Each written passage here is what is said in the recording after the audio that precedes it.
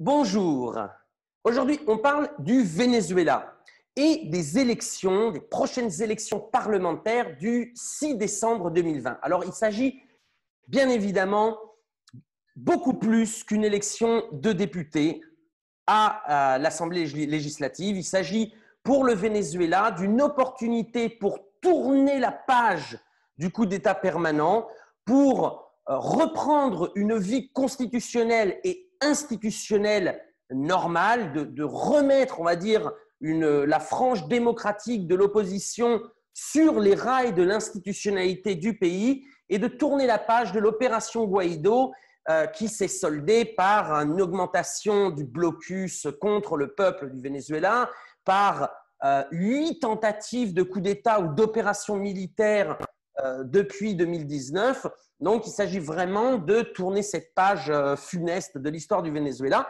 Beaucoup d'opposants, et pas des moindres, puisque l'ancien candidat à la présidentielle, Enrique Capriles Radonski, a lui aussi fait le pari du retour aux urnes pour que le peuple vénézuélien puisse décider du futur de la nation, puisse décider démocratiquement.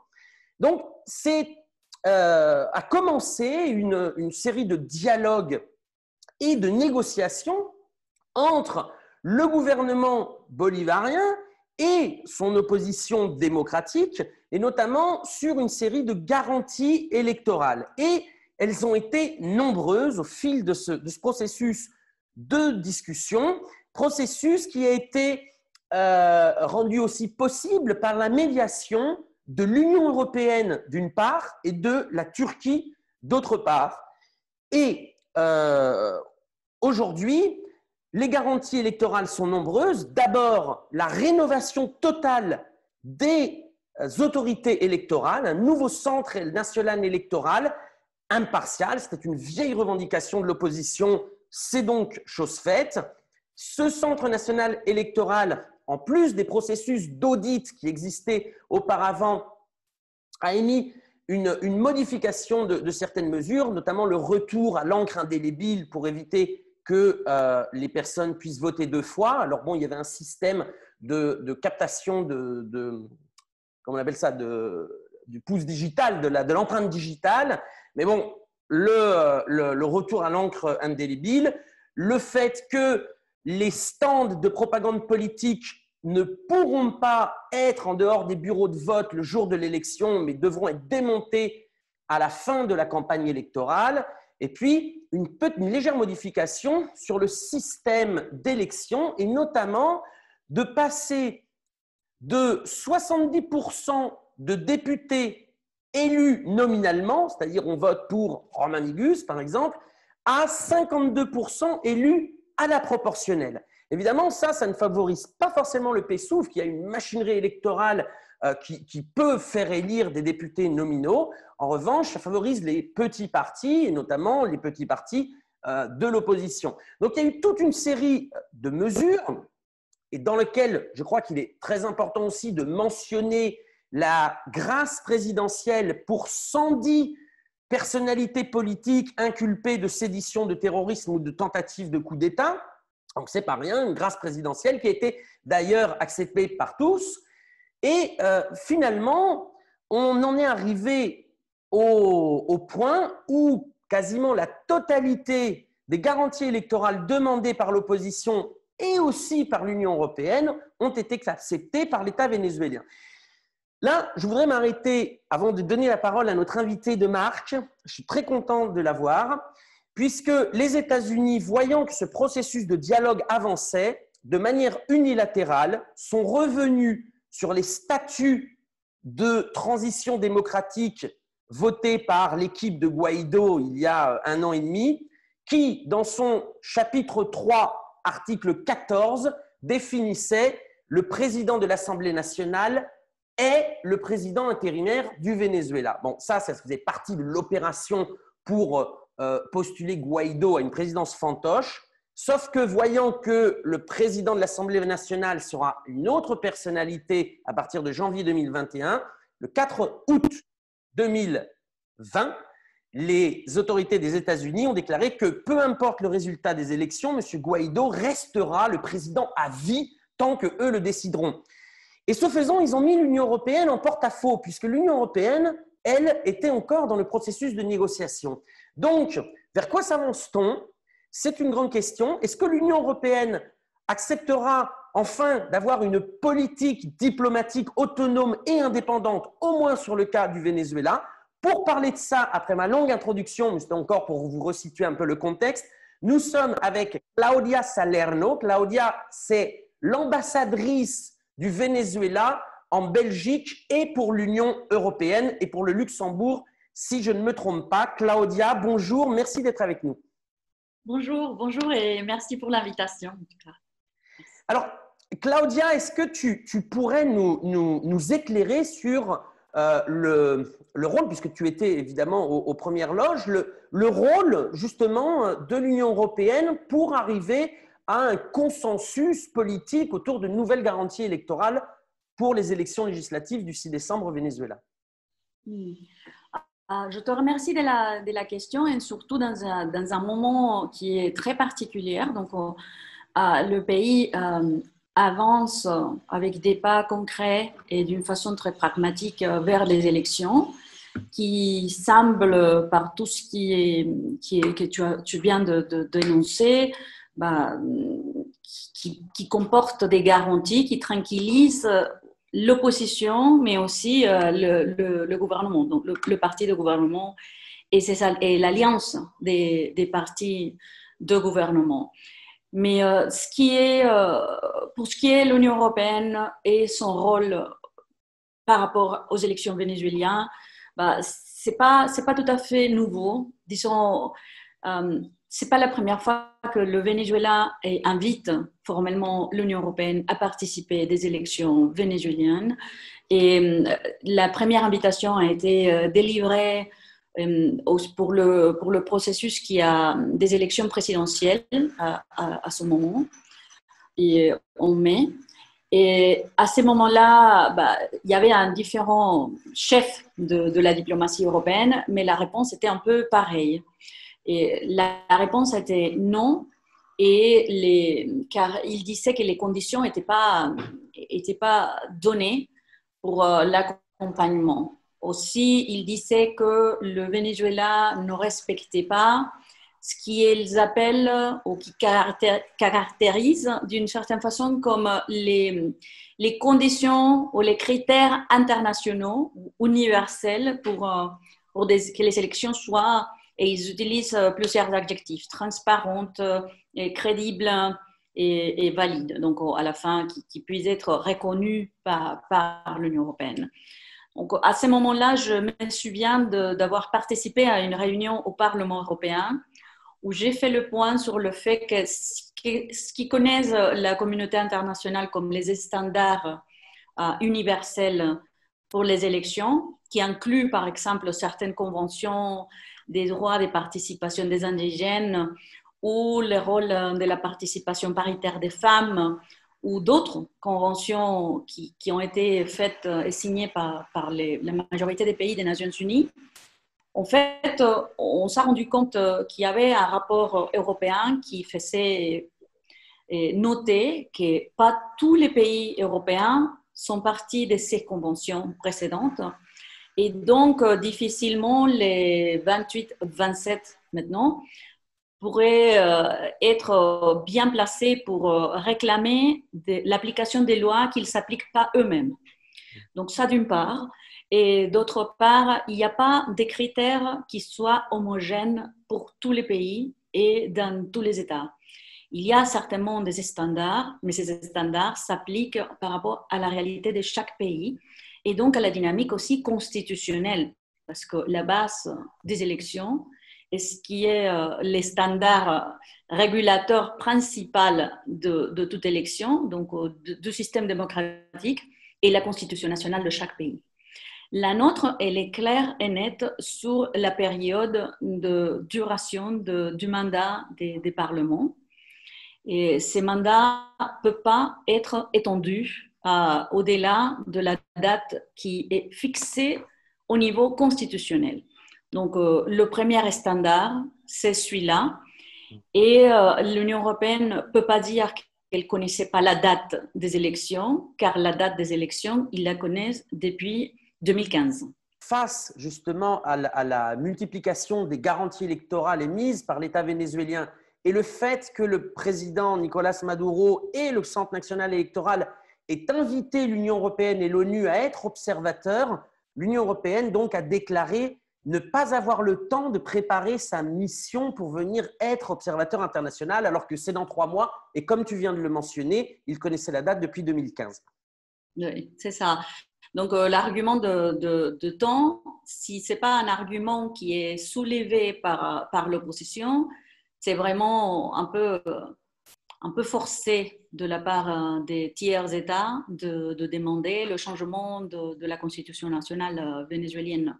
Parce que c'est vrai que si on peut ouvrir des débats concernant des critères techniques pour évaluer, disons, le résultat électoral, parce que c'est vrai que les élections, ils comportent différentes étapes. Ce n'est pas que les jours des élections. Les élections commencent d'une certaine façon à se préparer avant. Il y a le pendant et il y a surtout l'après. Donc, disons, la partie la plus démocratique et la plus belle qui est l'acceptation de résultats du mandat du peuple, de la citoyenneté. Donc, en fait, ces 3 étapes, l'invitation était tellement ample qu'il invitait déjà l'Union européenne à faire partie de l'avant, le durant et l'après de ces élections. Et l'opposition étant l'avant, c'est vrai que ça a non plus commencé au moment où on a envoyé la lettre à M. Borrell. Et l'avant, comme tu l'as bien décrit, a commencé beaucoup avant, avec des dialogues, des négociations qui ont été commandées par le président de la République, Nicolás Maduro, et qui ont été d'une certaine façon motivées pour la volonté ferme de notre président de garantir la paix dans le pays.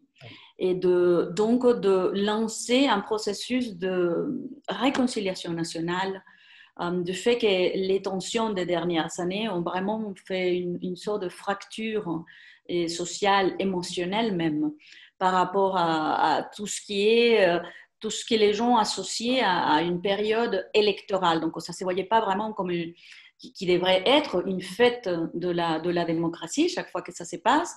Mais les réactions, par exemple, de négation des résultats et d'appel à la violence après certains résultats de la part de l'opposition quand elle perd, parce que c'est ça, les processus électoraux pour cette opposition étaient bien s'ils gagnaient.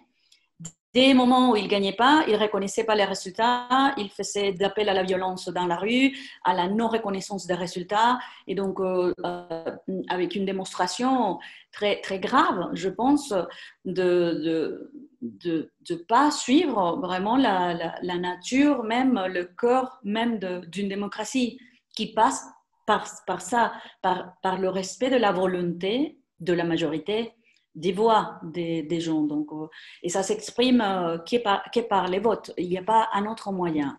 Donc, le président, connaissant la date qui était imminente, et après tout ce qui a été cette période de l'Assemblée nationale des 5 ans, pendant lesquels, depuis le jour 1 de cette Assemblée nationale, le même jour qu'ils ont pris leur siège à l'intérieur, le premier président de l'Assemblée nationale a dit qu'ils étaient là et leur mandat était de virer le président de la République. Et donc, ça a été la consigne depuis 2015 jusqu'à maintenant. L'Assemblée, elle n'a été pas créée pour virer un président. J'imagine pas dans nul pays de l'Union européenne qu'un président de l'Assemblée nationale puisse lever sa voix pour dire « Je suis là et dans 6 mois, je vous promets que je vais virer le président ».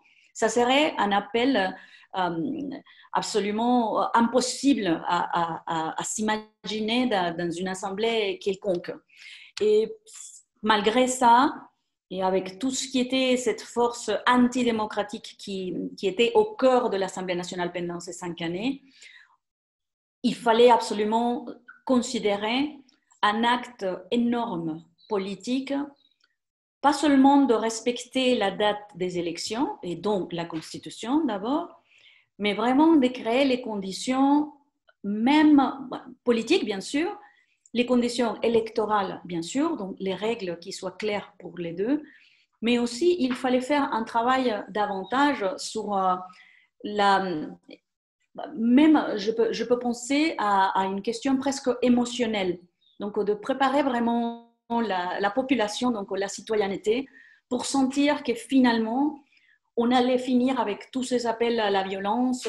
Et donc je pense que c'est un besoin de gens, et le président a été très sage de s'approprier de cette nécessité qu'avaient les citoyens communs de vraiment s'emballer dans un processus qui ne soit pas tendu et de finir d'une fois pour toutes avec cette création des tensions et toujours ces appels à la violence et à la méconnaissance de sa majesté, donc de sa position, et vraiment de comprendre et assimiler que la seule façon d'avoir le pouvoir dans une démocratie moderne, c'est par la voie des votes, pas par la violence. Pourquoi l'Union européenne? Ça serait une question à le poser. Pourquoi? Et les institutions européennes, parce que l'Union européenne, c'est beaucoup plus aussi, il y a plein de citoyens qui ne sont pas d'accord avec les décisions et la prise de position qui l'Union européenne exprime à travers ces institutions. Le fait que ces institutions soient des véhicules et qui servent de véhicules à l'opposition pour porter ces demandes, donc ces voix, ces arguments et même tous ces mensonges qui se répètent sans cesse, par exemple, au Parlement européen, que c'est un parlement où il y a plus de 700 représentants de tous les États, et le seul sujet par rapport à l'Amérique latine s'appelle le Venezuela.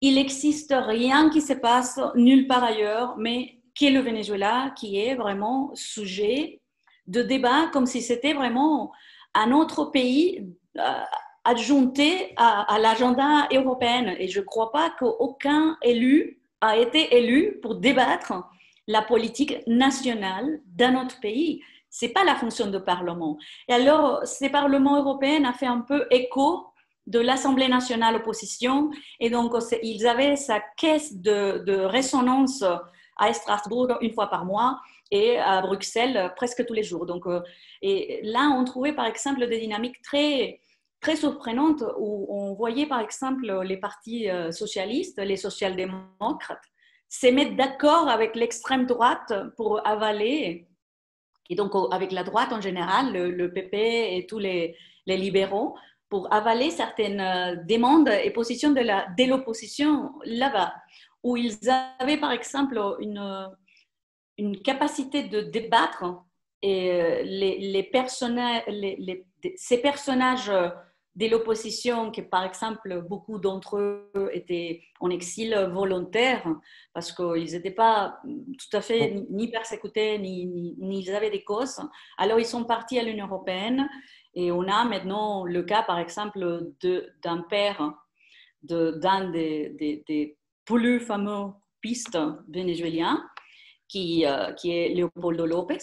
Et Leopoldo López a obtenu la nationalité espagnole et maintenant il porte sa voix en tant qu'eurodéputé du cas vénézuélien. Et c'est le seul cas dans lequel il se mêle.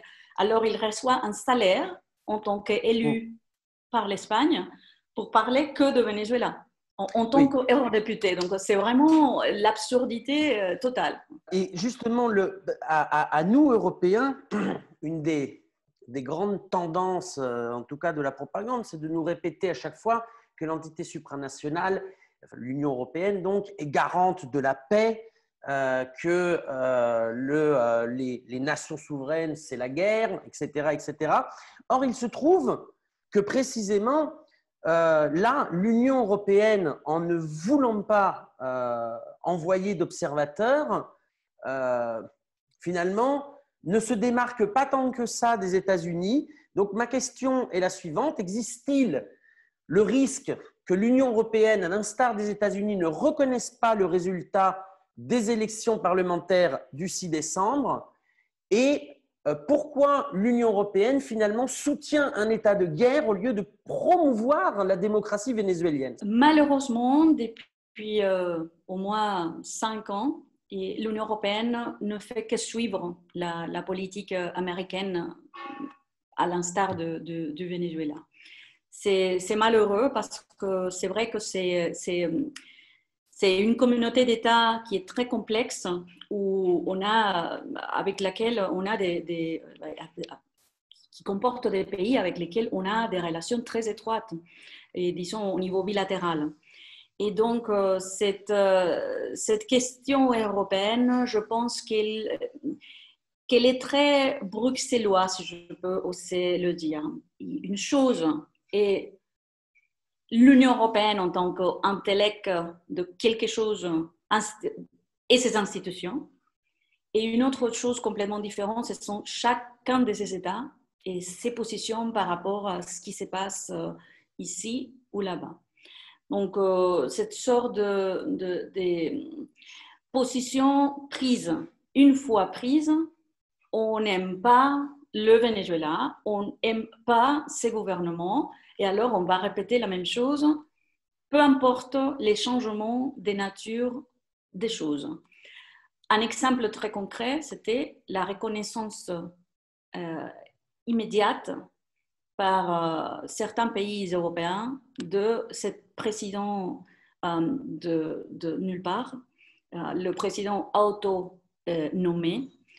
Et puis, cette décision de le reconnaître en tant que président, voyant que les États ne peuvent pas reconnaître un président, mais les États doivent se reconnaître entre États.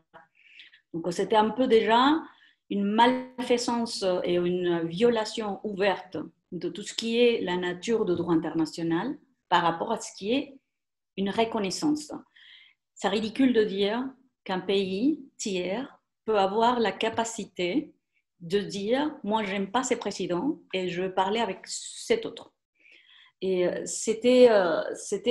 on ne croyait pas que ça pourrait se soutenir dans l'OTAN.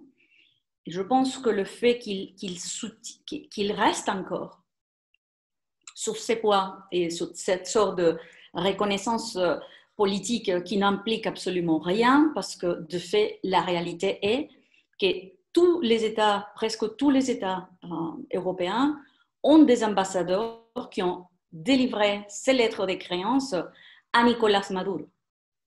Et alors, ils sont reconnus et ils travaillent directement avec les institutions démocratiques vénézuéliennes formelles.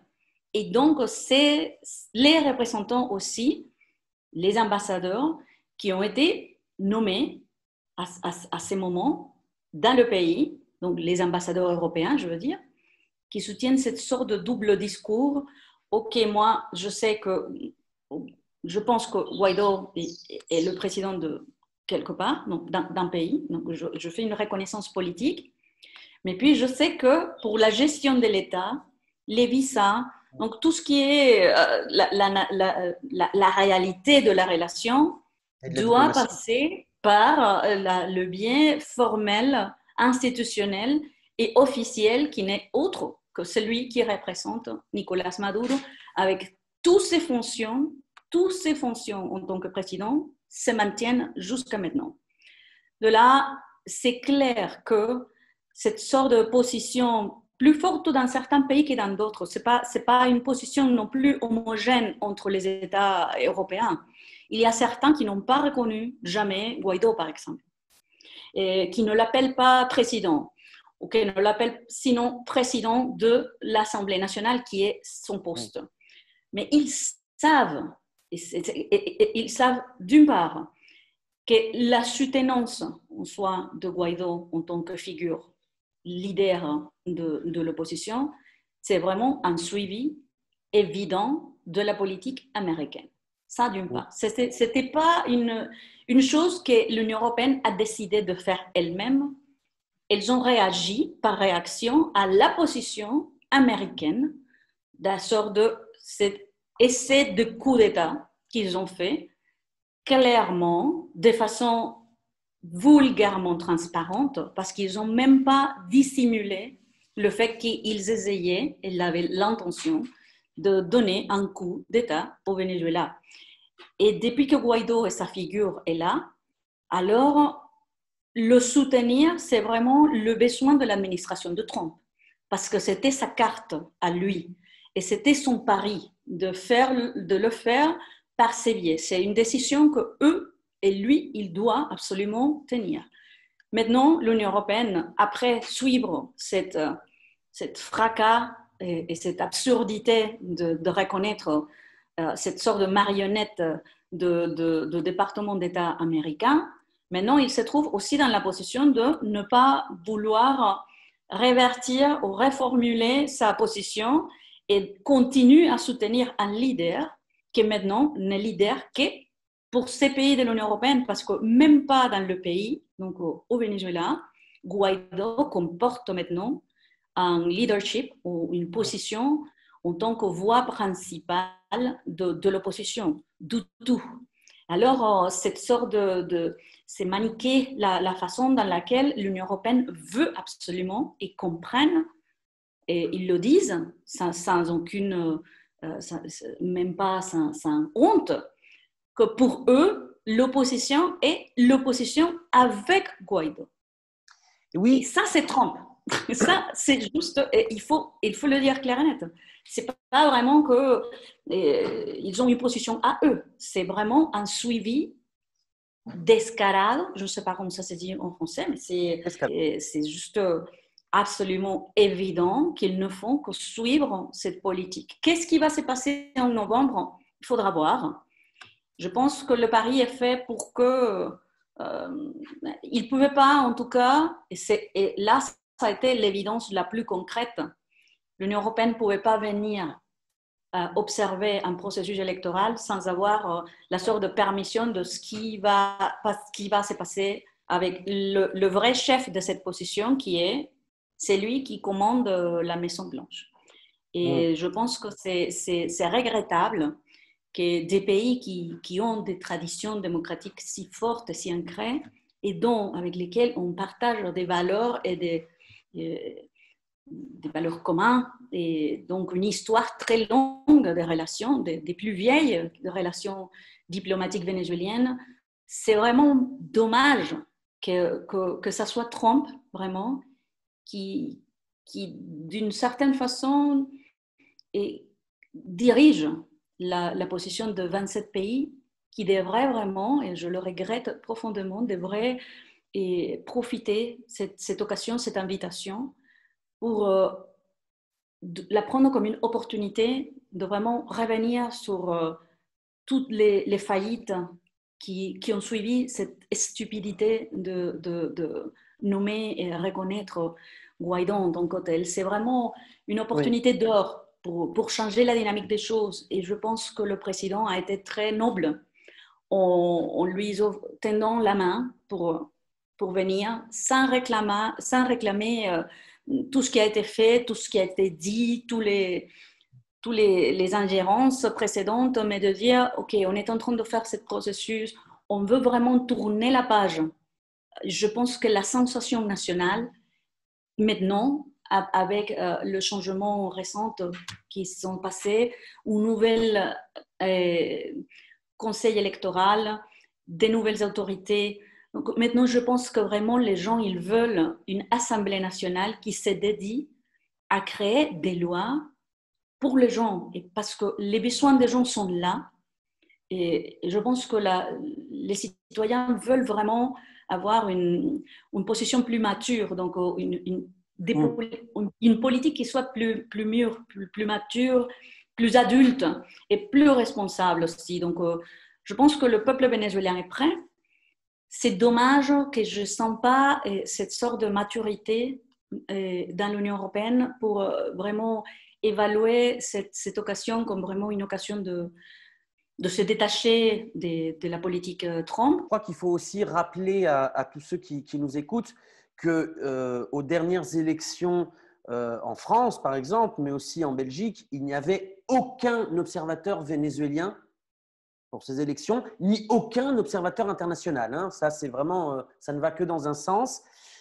Toutefois, la décision donc, de l'Union européenne de ne pas envoyer d'observateurs, est-ce qu'elle aura des conséquences sur le processus démocratique du 6 décembre? On a pu entendre, par exemple, un politicien d'opposition qui a été très proche de Guaidó, qui s'en est démarqué ces dernières semaines pour faire la promotion du retour aux urnes.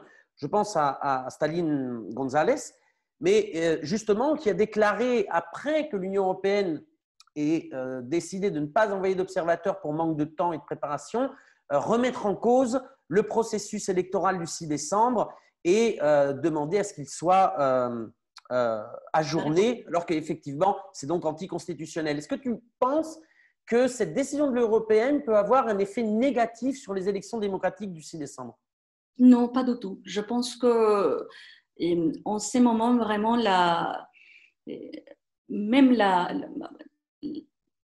les représentants politiques, mais il y a aussi une sorte de changement dans la mentalité des gens dans le pays. Ça fait des années qu'on souffre, et notre peuple souffre aussi des sanctions américaines. Et ces sanctions maintenant touchent des éléments, après cette année, des éléments qui touchent directement la vie, la capacité de mener une vie normale dans le pays, sont par exemple le manque d'essence que maintenant il faut importer de l'Iran. Et juste pour donner un exemple, et aussi l'accès aux médicaments dans un temps de... Heureusement, notre pays, à travers la politique de Chavez, a diversifié les relations de façon que maintenant on puisse gérer cette blocus, parce que c'est un blocus, c'est qu'il n'y a pas un autre moyen de le caractériser, c'est un blocage illégal, c'est pas des sanctions en tant que tel, c'est pas des sanctions parce qu'on n'est pas des enfants qui ont été punis, on est un pays souverain qui est assujetti à des blocus économique, financière et aussi commerciale de la part des Américains. Et donc, ce sont des temps où vraiment la population a absolument besoin de gestion et de beaucoup de politiques d'auteur. Et je pense que même dans l'opposition, il y a une sorte de fatigue, de fatigue, d'épuisement des arguments répétitifs on veut virer le président et on veut casser la ville et on veut tout détruire. Et je pense que maintenant, même du côté de l'opposition, tout cet essai de Guaidó, à la fin, a servi à démontrer que le seul moyen est d'aller vers les urnes et de se mesurer comme dans une démocratie, donc en respectant les règles qu'on s'est données. La règle principale étant la Constitution, je le répète, et la Constitution est claire et nette sur le mandat qui ne peut pas être étendu parce que l'Union européenne le veut. Et l'Union européenne, on l'invite, on voudrait et on garde l'espoir qu'il vraiment puisse avoir un débat cette semaine au niveau des ministres, parce que les annonces qui ont été faites, il faut le dire, pour tout ce qui est la défense de la démocratie de la part des Européens, il faut dire que l'annonce sur la vitesse et le manque de temps s'est passé sans la consultation des États membres au niveau des ministres, parce que la réunion a été reportée pour cette semaine. Et déjà, je peux vous dire, parce que l'agenda est là, la réunion, ça va être le 21 septembre, et elle ne porte pas le sujet du Venezuela, mais bien le sujet de la Biélorussie. Donc, ils aiment bien parler des processus des autres. Et un argument qu'ils utilisent et qu'ils répètent beaucoup, c'est que bon, dans les temps de pandémie, on devrait reporter les élections. Il faut juste rappeler que en manquant tout le respect de la quarantaine stricte qui s'est passée en France au début de cette année, le président a dit qu'il ne pouvait pas décaler les élections municipales, qui sont bien moins importantes que l'élection d'une Assemblée nationale, et il ne pouvait pas les reporter, et ils se sont passés pas une seule fois, mais deux. Et plusieurs comptages ont sorti de ce processus électoral qui a été fait sans le respect des conditions sanitaires minimales, et donc en forçant les gens à sortir de chez eux en plein pic de la pandémie avec des contagions de 10 000 cas par jour. Le Venezuela n'a pas eu, et on espère qu'on ne l'aura pas, les chiffres des nations civilisées et très correctes démocratiquement de l'Union européenne. Donc, la démocratie ne s'arrête pas pour un virus, mais on suit l'exemple alors de Macron, mais avec beaucoup plus de sagesse et de responsabilité par rapport à nos gens. Voilà, merci beaucoup Claudia Salerno. Donc je répète, Claudia Salerno est ambassadrice de la République bolivarienne du Venezuela en Belgique, au Luxembourg et à l'Union européenne. Claudia, merci. Merci à vous et j'espère qu'à bientôt et j'espère que le français n'a été pas si incorrect que ça. Non, il était parfait. Je suis sûr que nos auditeurs t'ont très bien compris. Et puis voilà, quant à vous, on reviendra vous informer bien sûr à travers le site lesdeuxrives.info. Comme vous le savez, lesdeuxrives.info vous offre une autre information, un autre point de vue sur l'Amérique latine que vous ne trouvez pas dans les médias dominants. Mais évidemment, aucun média, aucun milliardaire, aucun État ne soutient les deux rives. Donc, on fait aussi appel à vous, à un financement participatif. Nous vous invitons à aller sur le site www.lesdeuxrives.info pour soutenir un autre point de vue sur l'Amérique latine. Je vous remercie et à bientôt.